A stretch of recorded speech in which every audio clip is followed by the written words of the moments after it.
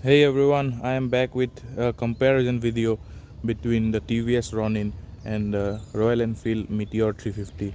So before getting into the video, let's compare the most useless part, or rather the most interesting part of this video, that is comparison of the exhaust note.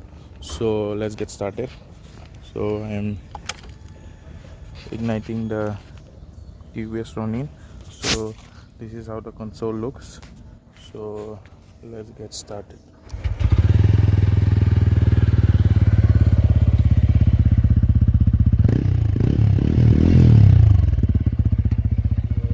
This is how the TVS Ronin sounds.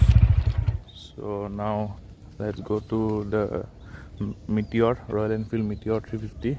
So let's ignite it. This is how the console looks. So let's give the ignition.